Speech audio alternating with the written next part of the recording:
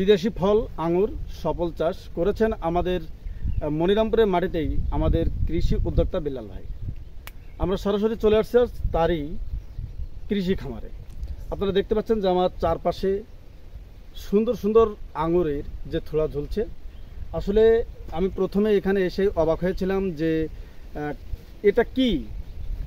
বিশেষ করে আমাদের মনিরামপুরেই আঙুর চাষ হচ্ছে, যেটা মধুর মতো মিষ্টি। তো আমার পাশেই আছে আমাদের এই মনিরামপুরের যিনি কৃষি উদ্যোক্তা এবং কৃষি বিষয়গুলো মাথায় নিয়েই বাংলাদেশের আঙুর চাষ মিষ্টি এবং মধুর মতো মিষ্টি হবে এই আশা প্রত্যাশা নিয়েই মনিরামপুর মানুষকে তাক লাগিয়ে দিয়েছেন ইতিমধ্যে। আমরা শুনেছি যে আঙুর টক হয়, কিন্তু তিনি সেই ধারণাকে সম্পূর্ণ পাল্টে দিয়েই মনিরামপুরে এই মধুর মতো মিষ্টি আঙুর চাষ করেছেন, যেটা আপনারা দেখতে পাচ্ছেন যে থোকা থোকা খুবই সুন্দর একটি কালার। তা আমরা চলে যাবো এখন বিল্লাল ভাইয়ের কাছে। ভাই আসসালামু আলাইকুম। ওয়ালাইকুম আসসালাম ওয়া রাহমাতুল্লাহ। বিশেষ করে আমরা আজকে যে আপনার আঙুর বাগানে আসলাম, আমি মনিরামপুরের সন্তান হিসেবে মনিরামপুরে আঙুর চাষ হচ্ছে, এটা আসলেই আমি ব্যক্তিগতভাবেও বেশ গর্বিত।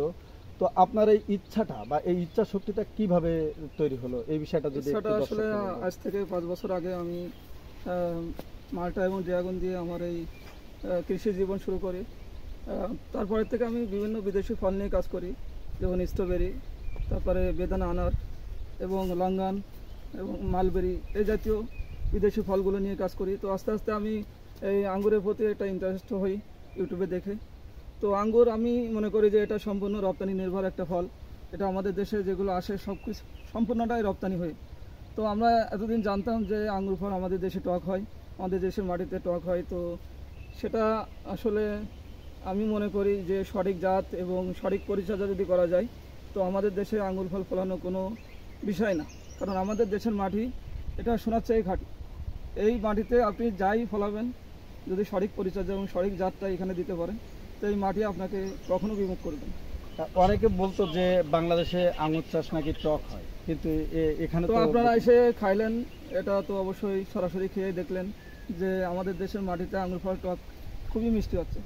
এবং অনেকে বলে যে এই গাছের গোড়ায় আপনার ইটের রাবিশ, তারপরে বিভিন্ন রকম জিনিস দিতে বলে। এগুলো আসলে কোনো ফ্যাক্ট না, এগুলো কিছুই দেওয়া লাগবে না। আপনার জাত যদি সঠিক হয়, আপনি যদি বাণিজ্যিক জাতগুলো লাগাতে পারেন, তো এগুলো কিছুই দেওয়া লাগবে না। এমনি এমনি মাটিতেই আঙুর ফল মিষ্ট হবে। এটা কিছু পরিচর্যা আছে যেগুলো অবশ্যই জানতে হবে, যেমন লাগানোর সময় কিভাবে লাগাতে হবে এবং পরবর্তী পরিচর্যা যে কীটনাশকের এবং আপনার ছত্রাকনাশক কিছু বিষয় আছে যেগুলো ধারাবাহিকভাবে স্প্রে করতে হবে, সেগুলো পরিচর্যা তো অবশ্যই করতে হবে। আচ্ছা, আমাদের দর্শকরা যদি ছাদ কৃষি মানে ছাদে যদি আঙুর ফল লাগাতে চায় বা যদি কেউ চাষ করতে চায় বাণিজ্যিকভাবে, তো আপনার কাছ থেকে কি ধরনের সহযোগিতা পাবে তারা?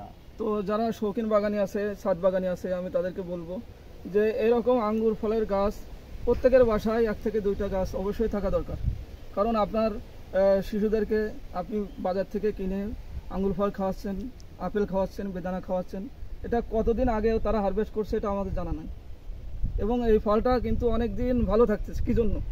অবশ্যই এটা হাই কোয়ালিটি একটা মেডিসিন ব্যবহার করা হয়েছে, যেটা আমাদের শিশুদের জন্য খুবই ক্ষতিকর। তো আমরা সরাসরি যদি আমাদের খামারে উৎপাদন করে এটা যদি আমরা শিশুদের মুখে দিতে পারি, এটার থেকে বড় সফলতা আমি মনে করি আর কিছু না। তো এটা যদি আমি মনে করি ছাদ বাগানি এবং শৌখিন বাগানি যারা আছে, তাদের প্রত্যেকের ছাদে এবং আঙিনায় এর 2-1টা গাছ অবশ্যই থাকা দরকার। যদি আপনার কাছ থেকে মানুষ এই চারা কিনতে চায়, তাহলে কিভাবে কিনবে? বা চারা অ্যাভেলেবেল চারা আমাদের কাছে আছে এই জাতের, বাইকুনুর জাতের এবং গ্রিন লং আছে, তারপরে ডিকসন আছে, তারপরে ব্ল্যাক ম্যাজিক আছে, জয় সিডলেস আছে। এই জাতগুলো সবই বাংলাদেশের মাটিতে পরীক্ষিত এবং মিষ্টতার দিক থেকে কোনো সমস্যা না, 100% মিষ্টতা হবে। তো এই জাতগুলো আপনারা ইনশাল্লাহ এখানে সরাসরি এসে গাছে আঙ্গুর ফল খেয়ে পরীক্ষা করে এই জাতগুলো ওখানে নিতে পারেন। তো বাইকুনুর জাতের আঙ্গুর ফল আমরা এটা চারার দাম রাখছি হলো 300 টাকা, গ্রিন লং 300 টাকা, ডিকসন 400 টাকা, ব্ল্যাক ম্যাজিক 400 টাকা, জয় সিডলেস 400 টাকা, আর্টিকা সিডলেস 400, পিজাটোলা নেরো আছে ওটাও 400। এই ধরনের আরও কয়েকটা জাত আছে যেগুলো আপনারা সংগ্রহ করতে পারেন সরাসরি এসে। তো আর যে পরিচর্যার বিষয় আছে ওটা আমরা ধাপে ধাপে অবশ্যই তাদেরকে বলে দেবো যে কীভাবে লাগাতে হবে, কীভাবে পরিচর্যা করতে হবে, এটা সার্বিক তাদেরকে জানাই দেওয়া হবে। আচ্ছা, আপনার সঙ্গে যোগাযোগ করতে হলে আপনার সাথে কিভাবে যোগাযোগ? তো আমার সাথে যোগাযোগ করতে হলে সরাসরি আসতে পারেন। মনিরামপুর বাজার থেকে 4 কিলোমিটার পাশেই মাসনা মাদ্রাসা, ঐতিহ্যবাহী মাসনা মাদ্রাসার পাশে আমার খামার। এখানে সরাসরি এসে আপনারা চারা সংগ্রহ করতে পারেন। ফল